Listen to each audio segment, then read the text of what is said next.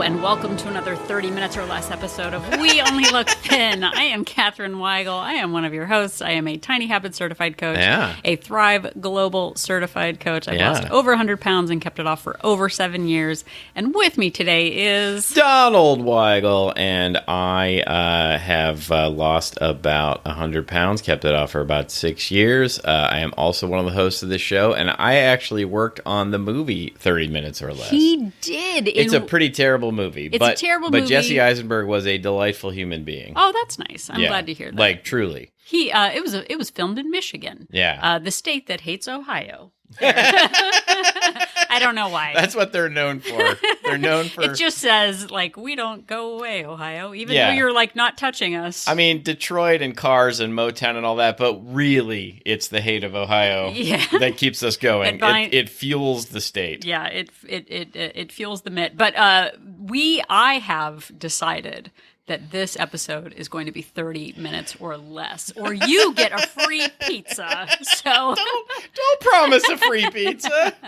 Well, they have to catch us first. Oh yeah, they don't know where we are. Yeah. We're hidden on the internet. But yeah, no, especially on a weight loss podcast, we're not giving away free pizzas. What if you found out it was like a cauliflower pizza? Oh yeah, a cauliflower pizza with vegan cheese. Then then people are like, very few would be interested. Thank you. Yeah. No, thank you. But I was going to call this a 5-factored episode because that sounded fun. Yeah. But then I looked at the time and was like, we're going to get this done in 30 minutes. 5-factored fun. 5-factored fun. Yeah. But yeah, so I am speaking briskly because I would like to complete this episode in 30 minutes. So we'll see if I can keep that going. So if that is the goal, then we're just going to dive in. Then what are we talking about? We are going to dive in. The only diver that I know in the world is Greg Louganis. So we are going to Greg Louganis this episode right now. It's going to happen. True. I didn't watch the Summer Olympics last year. So anyway, it's fine. So hello and welcome to We Only Look Thin. Hello. Hi. You might recall that last week we talked about BJ Fogg's ability chain. Yeah, we sure did. Times where we talked about the 5 factors that can either build up your ability to do a habit or reduce your ability to do a habit. So we talked about the idea that someone must have the motivation, ability, and prompt in order for a behavior to occur. So M plus A plus P equals B. Yeah, that's called the Fogg behavioral model. Yeah. So he talks about how the easiest place to start with building a behavior is to think about your ability to do it and adjusting your ability. And that could occur in one or multiple of 5 ways. Yeah, and it's a really good way to look at what is really stopping you from doing the things that you say that you want to do, and to break it down into these 5 categories and allow you to really troubleshoot each piece of these and figure out what's really getting to the root. And sometimes it's a give and take. Like sometimes it's not just one of these. Sometimes it's more than one. Sometimes it's that, well, if I gave more time, then it would cost me less money. Or the other way around. If I gave more money, then I would save the time, and you have to sort of decide, okay, which one of these is really important to you. Right. So the 5 factors that could go into your ability are time, routine, money, physical effort, or mental effort. And what Donald said about troubleshooting is really annoying. I was just thinking about that. When we have a problem, we just want someone else to fix it. Yeah, that's true. Or we want a refund. Right. We have a Sleep Number bed brought to you by Sleep Number. True. My sleep number is 100. Not actually a sponsor, but yeah. I like sleeping on bricks. But we had an issue with Is it really 100? It's set at 100. I don't know if it's like fake 100 or real 100, if it's on a bell curve. Oh my God, I can't have it. I can't have it that firm. It's still not firm enough. Yeah, no, that's not. Okay. That does not work for me. Okay, so this is why we have a Sleep Number bed. We had an issue with a Sleep Number bed. What I wanted them to do was come to the house, take the entire bed away, and just give us a new bed. Yeah. That was the only, like, I was like, just take it away, whatever. And when I called customer service, they said, we're going to troubleshoot this. And I said, no, thank you. I'm confident that I just need a new bed. But what they did was they addressed a few different factors, eliminated some problems by like having me do a little bit of testing, isolated the problem, and fix the problem. I know. I was out of town or something at the time too, and I was so impressed that you did that. Like to me, it was just magic. Like I went away and came back, and it was fixed. Well, so, yeah, see, so for you, so for me, not doing the great. work, I had to do no troubleshooting at all. But instead of replacing the entire bed, we just needed to replace one thing. And instead of a like $5,000 problem, it was $100 problem. Yeah, and it was annoying to have to go through the troubleshooting, but in the end, it was like, oh, you figure out what the problem is, you isolate it, and you fix that one thing instead of that all or nothing, throw it out, I want a refund. And so for me, so that's my analogy. It's annoying. Troubleshooting is annoying, but it's very effective, which is also annoying. Yeah, and so to put it another way, if you're someone who is trying to foster a growth mindset and really believe that you are capable of solving problems rather than, me of many years of most of my life who really just wanted to be told that there was no solution so that I could sit on a couch and eat as much as I want. Like that's what I actually want in my heart of hearts, is to sit on a couch and do nothing. But what I really want to do is to stay physically fit and keep my weight under control so that my diabetes doesn't rage out of control and cause all kinds of problems. So what I've learned is that if I'm willing to actually try and solve the problem, that there are ways to do it if you take methods such as the ability chain and really apply them. So on the last episode, we asked you to consider a problem that you're having or an issue that you're having, and then ask the discovery questions, which are twofold. The first question is, what is making this habit hard to do? And then the other is, what would make it easier to do? So today we're going to sort of do a deep dive into the 5 categories that we presented last time. And again, the first is this a time issue? Do I need more of it or less of it? Is it a routine issue? How do I design my time differently? Is it a money issue? Could adding money or saving money help? Is it a physical effort issue or a mental effort issue? So I know last time we sort of gave you those 5 general categories, and today we are going to approach a single problem from those 5 different angles. Because just because someone has a problem doesn't mean that there's one solution to it. And when we only look at one solution, then like Donald said, then we just, put up our hands or no, that's a stick up. That's if you're getting robbed. You don't put up your hands. We throw up our hands. Throwing up hands is nothing to do with getting robbed. Yeah. So the problem that we are going to address today is, I think it is a problem that many of us have, is it takes an hour to prep dinner every night, right? Ugh, I say. Yeah. And I'm throwing up my hands and saying, like, it's too much, so obviously I can never lose weight. I guess is the like ... so I can never lose weight. Right. So we're going to approach this from 5 different perspectives. So again, the first question is, what is making this hard to do? And then the opposite of that is, what would make it easier to do? So we're going to go through time, money, routine, physical effort, and mental effort, approaching the same question in 5 different ways. So I'm going to bring you time, everyone. So here we go. So here's the problem. It takes an hour to prep dinner every night. So the question is, so Katherine Weigel, what is making this hard to do? Well, I don't get home until 6 o'clock at night, and I'm tired. Right. So the first angle is this a time issue? And what would make it easier? And a lot of times, like Donald said, we don't want a solution. We just want to say that we're too tired and we can't do it. So what would make it easier? And here's the perspective.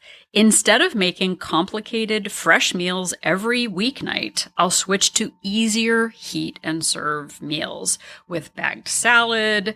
And then if I can, I'll work on having more time-intensive, complicated meals on the weekend. So this cuts my evening routine to 30 minutes instead of an hour on weeknights. And this buys me back 2.5 hours a week. You just saved the listeners all 2.5 hours a week. We can make this episode 3 hours long now. It's amazing. No, but if you just look at that time differently, how could I work this out? Because a lot of times it's that all or nothing. I need to make fresh meals every single night. It needs to be the perfect amount every single night. But if we simplify it and reduce the time, then it's, I'm only cooking for a half hour. That's easy peasy. Another, a time issue.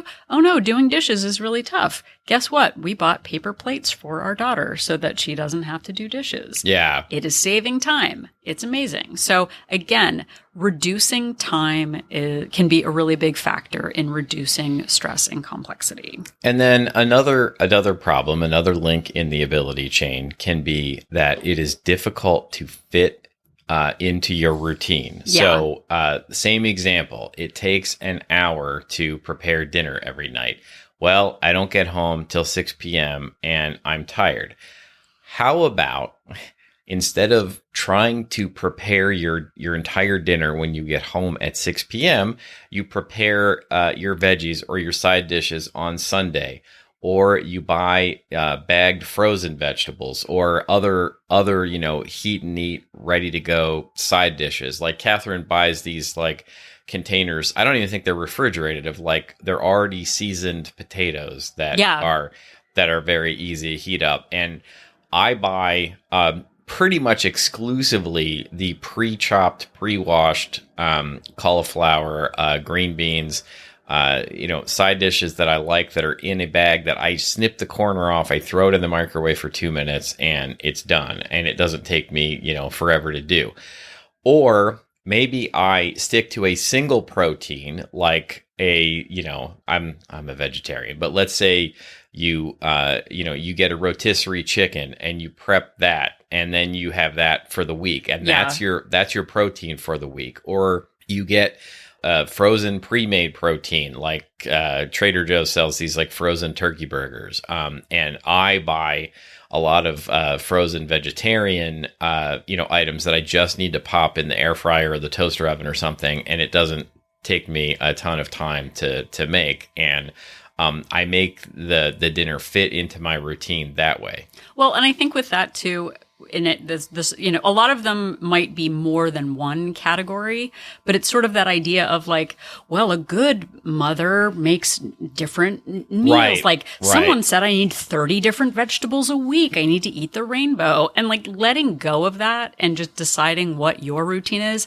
Week 1, I focus on turkey burgers. Week 2, we have shredded chicken. Week 3, we have veggie burgers. Whatever it is, making it fit into your routine matters much more than living up to some unrealistic standard for yourself. And I don't want to torpedo the 30-minute goal of this episode, but it's something that made a big difference to me that you said, and I can't remember where you got it. I don't know if it was Gretchen Rubin or the Lazy Genius, but most of these things are a preference. Yeah. And you say to yourself, okay, the only way to make a perfect healthy meal is to chop up whole foods from scratch and to raise the animals myself and or go to the gourmet butcher or whatever it is that you're fixated on that is the only way. There are many ways to make a perfectly healthy weight loss inducing, is that meal, a meal that fits into a calorie goal. No, I've induced weight loss. I don't know. I couldn't think of another way to phrase it. Yeah, that sounds a little weird. But there isn't just a perfect way to get exercise, to prepare a meal, to make a healthy meal, to lose weight. There are many ways to do it, and sort of reframing that idea is an important step in the right direction. Exactly. Okay, so we've covered time and routine, and now we're going to go on to money. I get home at 6 o'clock and have to make dinner. It takes an hour and I'm exhausted. So the question can go 2 different ways. Would more money? Would throwing money at the problem help?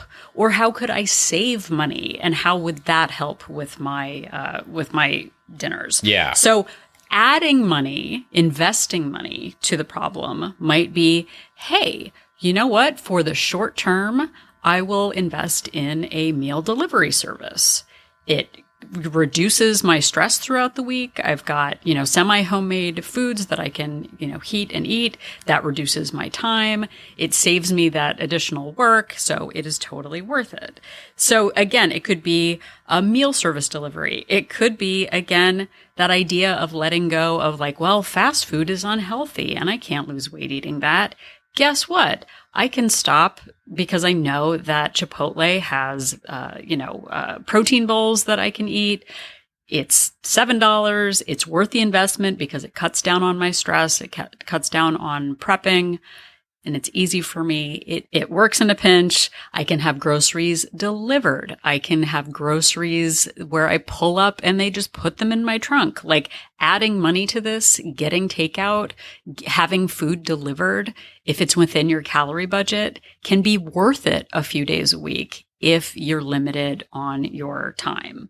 And then again, so that was adding money to the issue. Saving money might be something like, oh, it is hard to eat healthy because I can't afford it. How can I lose weight if I can't afford it? Hey, guess what? Frozen meals are great. And I can go to Costco and buy things in bulk to save money. And my kind of policy is I buy bulk protein and veg.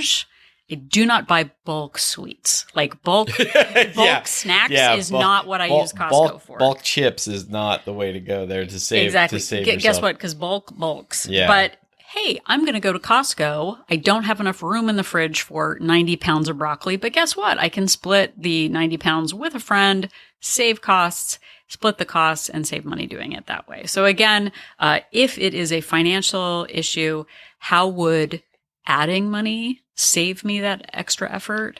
Or how could I save money by, again, buying in bulk, sticking to a single protein? That might be the solution. So another issue might be that you're not physically capable of doing it, or it is too physically demanding. And in the case of prepping a meal, you've been on your feet all day, and you're standing in the kitchen for an hour is exhausting. And look, we touched on a lot of this in other sections already, but reframe it. Ideals aren't helpful. You can eat flexibly by focusing on protein and vegetables, but you don't need to make it complicated. Yeah. Again, bagged frozen broccoli could be your go-to on weekdays. And when you have the physical energy, you make more elaborate meals.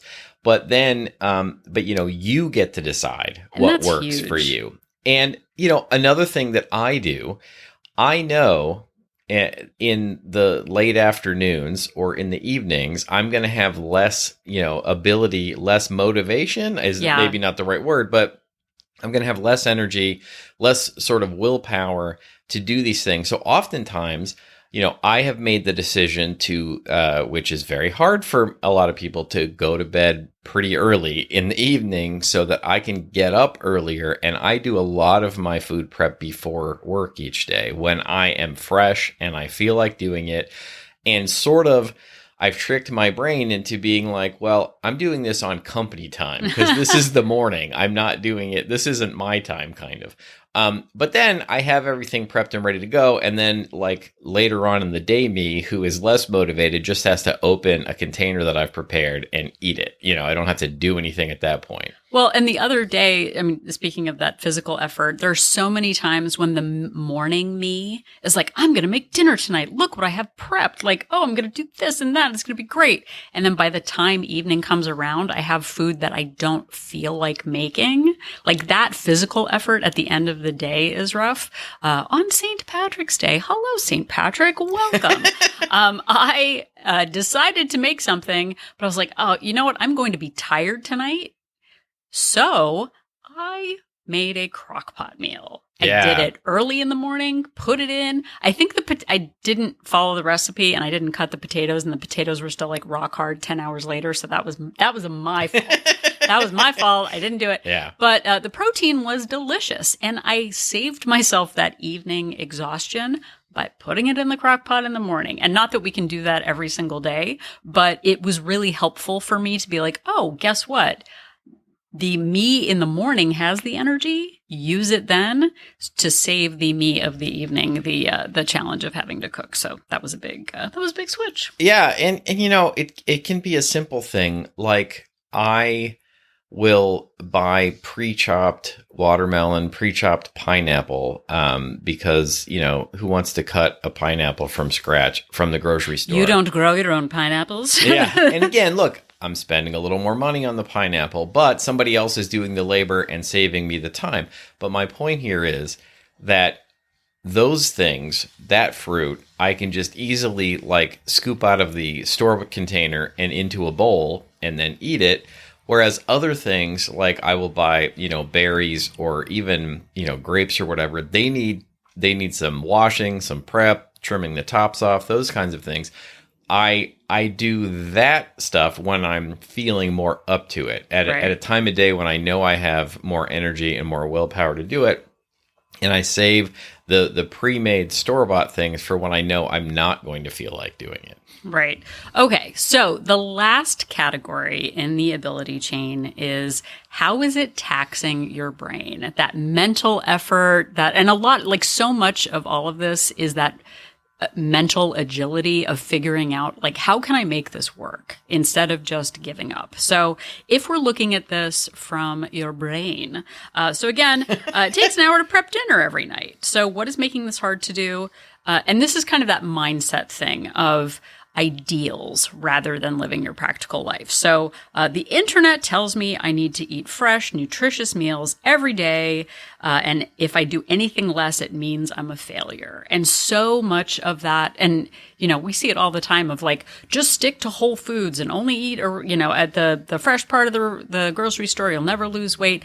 Great. That is a wonderful ideal, but it is not realistic. And a lot of times when we feel like we fall short of that, it just means we're destined to never lose weight. So in the brain category, we're going to ask you to reframe the issue. So ideals aren't helpful. I can eat flexibly, focusing on protein and veggies, but I don't need to make it complicated. Bagged frozen broccoli is my go-to on weekdays. And when I have the mental energy, I'll make more elaborate meals, but I get to decide when it works for me. And that's so similar to the physical effort side, but it's like being flexible with your expectations of yourself on days when you have the mental energy, when you have the focus, when you're not as tired, you can give more of yourself.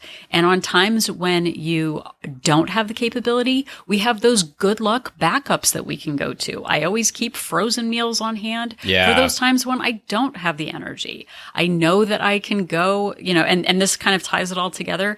I know that I can, get takeout or fast food that's in my budget for those times when I don't have the ability. When something, when I've let something sit and it's gone bad, again, I've got that frozen backup that I can go to. On those times where I feel like I can make those amazing mason jar salads. Yeah. And, homemade overnight oats. I don't even know what overnight oat, like, yeah. I haven't done an overnight oat. I've heard of them. I haven't done it. I like my oats in the morning and no other way. I will not do them overnight. Not nighttime oats. What are they, vampires? Yeah. But knowing that I can adapt and meet myself where I am in the moment, takes away that all or nothing mindset. For the times that I have the energy, it's great. For the times that I don't, that is also fine. We tend to focus on those ideals, what other people's expectations are, what other meal plans are saying that we should do, what other, people in our community are doing. But we are doing ourselves a disservice when we don't step back and ask ourselves what we need, not the world, what we need to make it work for us. And again, when we ask those discovery questions, what is making this habit hard to do? And what would make it easier to do? And then go through the list. Is this a time issue? Is it a routine issue? How would money affect the issue? How would my physical effort or mental effort shift in order to make this work? The more adaptable we are, the more flexible we are, and the more we focus on troubleshooting our issues instead of just throwing up our hands, the more resilient we are and the closer we will get to our goals. So much of this is about, and I've been talking about this a lot in Won't Place recently, is a lot of times when we feel disconnected from who we are, we kind of lose our purpose. Like, why am I even doing this? Yeah. Like, what's my end goal? And we're so busy and we're so overwhelmed that we don't give ourselves the opportunity to return to who we are. At my core, I like to be fun. I like to be energized. I like to enjoy what I'm doing. I like not feeling like a victim. You like to be fun? I like to be fun. This is news to me. But when we're a long time ago, we've known each other for like way back when. I think I was more fun. Oh yeah, maybe. But when we like take that power back and solve our own issues and see that it's like not as complicated as we make it out to be, we don't need a whole new sleep number bed. We can just adjust one little piece and realize that the solution is there right in front of us. Troubleshooting really is powerful, even if it's also annoying. Both can be true. It's all right. And I know that if we can do it, you can do it too. Next week, I know today we sort of talked about the food side of things. Next week, we're going to approach this from the fitness side of things. So keep these 5 parts of the ability chain in mind this week. Would time, routine, money, physical effort, or mental agility help the situation? Think about that. And then next week, again, we're going to approach this from the fitness side of the world. But again, if we can do it, we know that you can do it too. Thank you so much for listening to this episode. We really appreciate that you took some of your time. 30 minutes. Some of your time and physical effort, mental effort. Probably didn't cost you any money. But see, we've already we're eliminated one link in the chain. But thank you so much for listening. You can listen to the most recent 300 episodes of this show on all of the major podcast platforms, and you can go back all the way to episode 1 on both YouTube and at our website anytime at weonlylookthin.com. Yep. And if you are on our website, click on that link for Join Our Support Group to find out more about Won't Place. We Only Look Thin Place is our Facebook-based accountability group and Zoom coaching plan. Even if Facebook isn't super your jam, I do weekly coaching sessions on Zoom. They are so in-depth. You get one-on-one access with me and other members of the group to really do deep dives on issues that you are facing. You are not going this alone. We can talk about workshopping your issues. So join Won't Place. We have 2 subscription options. We have a monthly subscription with a 3-day complimentary trial and a 3-month subscription with a 7-day complimentary trial to see if Won't Place is right for you. And again, if you don't love spending time on social media, those Zoom meetings are so valuable. I invest a lot of time. We've got a back catalog of Zoom meetings that I've done. So if you're really thinking about getting some extra accountability right now, this would be the perfect time to do it. So please check us out. Yes, indeed. Please check us out. And you can also check us out. If you are somebody who spends time on social media, we are on Facebook and Instagram at We Only Look Thin. Or if you prefer, you can send us an email if you have questions, if you would like to reach out and just say hello, give us a compliment. If you have episode suggestions, you can do all of those things to our email address, which is weonlylookThin@gmail.com. Yep. And if you have a couple of extra minutes, please head over to Apple Podcast and leave us a rating and a review. Not only does it let us know that what we're doing after 7+ years is still making a difference in your life, but it also helps other people find our podcast. We read every single review. We are just delighted at every single 5-star review that we get. So please show us a little bit of love. Thank you very much. It costs a little bit of time, and that's about it. So thank you. Yes, it does. And we really appreciate it. It helps other listeners find the show.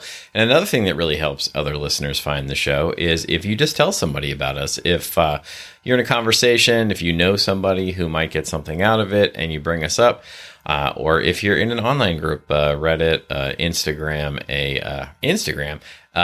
Facebook, a Discord server, something like that, and you stop for a moment and give us a shout out, it really does help the show grow. It sure does. So even though we may not be fun, Catherine and I definitely are an inspiration.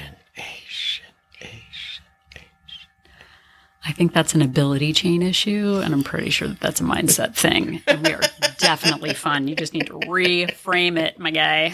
Okay. All right. No one has ever accused me of being fun.